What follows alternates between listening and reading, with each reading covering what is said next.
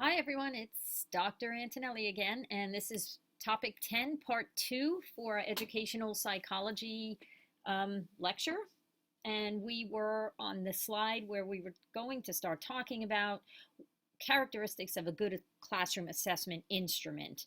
And we will be talking about four things that have the letters R, S, V, and P as their starting letters, and as a way to kind of help you remember: reliable, standardized, validity, and practical. And we're going to take each one and explain it. So what is reliability? I think you generally have an idea of when someone or something is called reliable, what that means. However, when we apply it to an assessment instrument, we're talking about something where it will consistently tell us the knowledge and skills that students know from one time taking it to the next. So it's yielding this kind of consistent information, so that if a student takes a test on Monday and we were to give them the same test on a Tuesday, then that they would receive generally the same score on both days because of this, reliability of the test. In addition, if we're asking about a certain concept, it would be we ask it one way and then we just kind of alter a bit how we ask it another way, and the students should still be able to answer the question in the correct manner, and that would make the test reliable. So again, the idea of reliability: how consistently test takers respond to test items. And there's three types of reliability that we will now discuss. Something called split half reliability is where we give a single test to a group of students, and then we kind of create two scores by, let's say, dividing the test questions in half. So we can get a score for the first half of the test and a score for the second half of the test. And then we can measure exactly how the rankings will change from the student's first half of the test to the second half of the test, so that we make sure that there's reliability in both halves of the test. Now, again, that could include questions that were asked on the first half and the second half, just in different ways, but covering the same content. And then we can actually see how reliable it is if students answered those questions correctly, even though they might have been worded differently. Let's just say they were still trying to ask the same, deal with the same content, let's just say. Then we have what's called test-retest reliability, where we can administer the same test to the same people on two occasions. That's the example I used earlier, on, let's say, a Monday and then a Wednesday, for example, and then we can measure how their scores changed or not on two different occasions. And then what's called alternate form reliability, and this is where we have two equivalent tests and we give that those equivalent forms to the same group of students at the same time and compare the tests. So this is your traditional, when you've been in school, I'm sure you've experienced this, where there's form A of the test and form B of the test, and when you got the test as a student, you would look which one you got.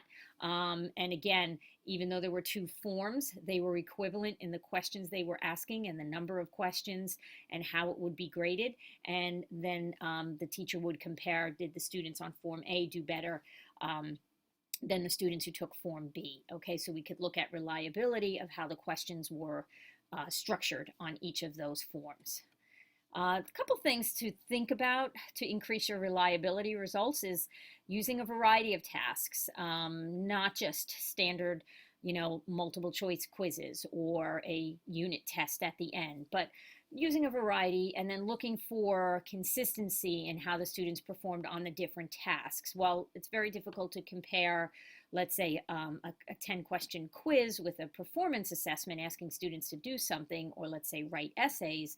You can kind of look for if they consistently answered a question that was asking a similar thing or a same thing, just in different ways, and on those different tasks, and see if there's any consistency. You can also make sure that what you're asking is very, very clear to students, so they know exactly what's being asked, so that we know as a teacher it wasn't the way the question was worded maybe that confused the student, but that they actually knew the answer, but it wasn't the way it was worded, and they got it incorrect as a result of just the wording. So we have to make it very clear what we're asking of them. And then actually identifying specific criteria, and that's known as these rubrics that we'll discuss later on. And that sets up exactly what you're looking for when you're evaluating a student's assignment or task or whatever you're asking them to do, okay? And they know that ahead of time. And don't let expectations for how you think certain students should perform on tests, how that's going to actually influence their actual performance. These are those comments that sometimes a teacher might make, such as, oh yeah, I expect you to do well on this, it's easy, okay? And then something different happens as the actual performance. So you got to think about that. Also, avoid using an assessment when a student isn't at their best, okay? So for example, if it's a day they are sick, and yet they're in school taking the test, you might assume or think that it's possible they don't do as well that day, and the condition of them being sick is probably a factor in that, okay? And then, of course, giving assessments in the same way and under similar conditions. So if all the students are expected to have everything off their desk and the room is quiet or the room is warm or the room is cold, you're trying to keep things similar will also help to increase reliability, okay? The second of RSVP is standardization, and this is the extent to which there's similar content and format, and it's administered and scored the same for everyone. So for example, when you took standardized tests when you were in school, think about this, the teacher read the exact same set of instructions. Every student was taking a test that was asking them to do a very similar or same identical thing. They had the same time limits, 40 minutes for section 1, 32 minutes for section 2, and there was kind of no flexibility there. It was stop, put your pencil down, same time limits. And then students were working under the same constraints in the classroom with too much light, too little light, warm, cold. And then student responses were scored using the exact same criteria, obviously, from test to test, stayed exactly the same. There's a great activity called the Fathead Test of Intelligence, where, for example, if I measured around every person's head above their eyebrows, and then I compared the results I got from that measurement, I would conclude that the people with larger heads, if I measured them, are given higher IQ scores. Does that sound logical to you? Is that something that would be a reliable test score or a valid test score?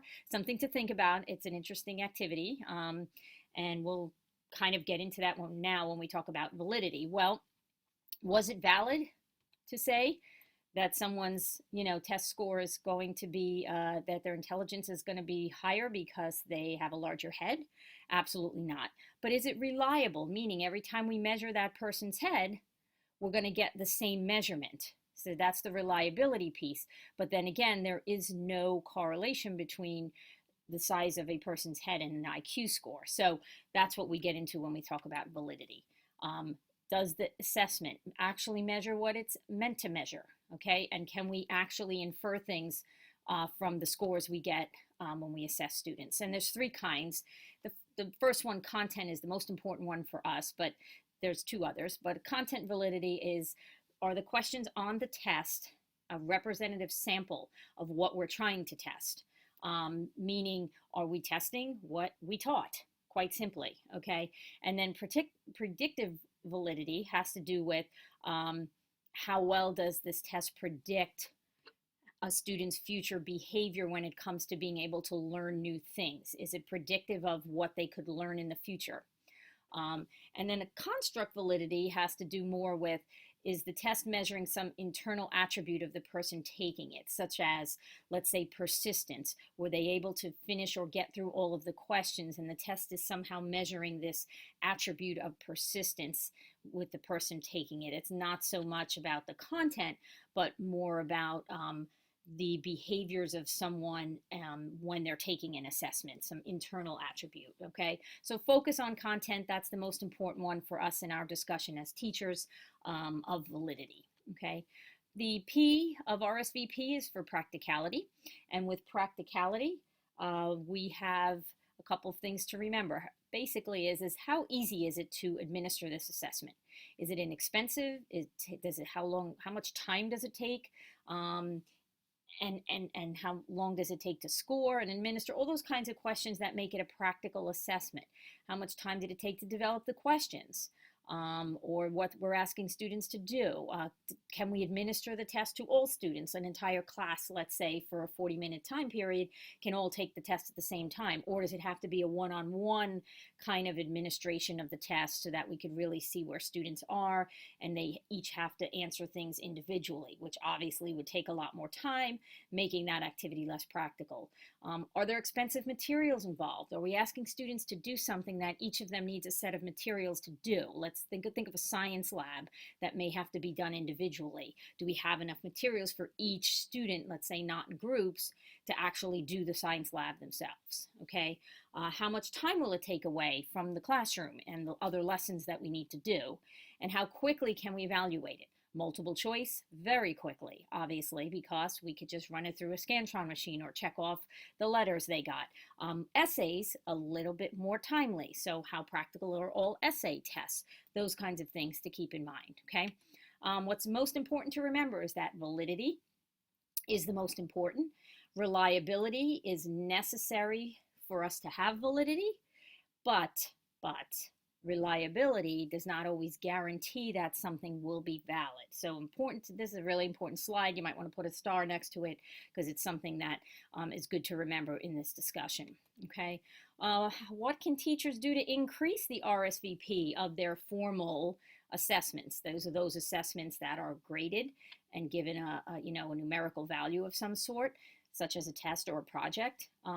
What can teachers do? Well, get as much information as possible within a reasonable time limit of what you're asking students to do. Use practical and authentic kind of tasks, these real world things that students might be asked to do outside of the school walls, right? Use paper and pencil measures when they're consistent with instructional goals. So there's certain content that works really well, let's say, with a multiple choice or matching or true false kind of assessment, okay? It depends on the goal of what you're asking, when you're teaching, what goal you've set up to go with what assessment works the best with that. Use performance assessments when you really want to ensure validity. This is the idea of a dynamic assessment, meaning one that we're having students use the information and show us what they know, becomes a little bit different, okay? Sometimes also takes a little longer to use performance assessments. And define the task clearly. Give students some structure to guide their responses. This is that kind of, well, here's your question on the test, and how long should it take me to answer that question? Should it take me 2 paragraphs? Should it take me 5 paragraphs? Is there a general guideline to the structure and sometimes the length of how these questions can be answered? In addition, carefully really do an analysis of what's on the test to make sure that anything you're asking is not something that a student of a different ethnicity or gender or socioeconomic status might actually have difficulty with, because that's known as a cultural bias. There are standardized exams that there are questions asked that someone of a certain ethnicity may not actually have had experience with the situation that's being asked in the question, and therefore that puts them at a disadvantage. That's known as a cultural bias. Also, if you're using a project-based kind of assessment, make sure students get the rubric in advance, telling them exactly, here's what I'm looking for when I'm grading as the teacher. Here's what I'm looking for. I'm looking for no spelling errors. I'm looking for support, 3 different examples of support for whatever you're trying to prove in your answer, or support, whatever you're trying to answer. You've given at least 3 pieces of support to go with it. Of course, always encourage students to do their best when you're giving a test, but don't put so much pressure that it becomes what we have talked about as debilitating anxiety, okay? By saying, oh, I expect you to all get 100. That would be an example of, too much in the way of anxiety, but you could still encourage students without putting it in that manner, let's say. And then, of course, make sure the conditions that the test is being given under allow students to be do well and to maximize their performance. If the room's overly hot and students are sweating and very distracted by that, that's not a great condition for maximizing performance. And then, of course, taking reasonable steps to discourage cheating. Students cheat because they feel like the expectation's too high, or there's no flexibility, let's say, in the grading, or they don't know what the teacher is asking. There's a whole slew of reasons why cheating occurs. And if we as teachers take some reasonable steps to kind of discourage that, then things will work out much better in our formal assessments. So, okay, so we got RSVP, remember all these things, and we're going to move on to part 3,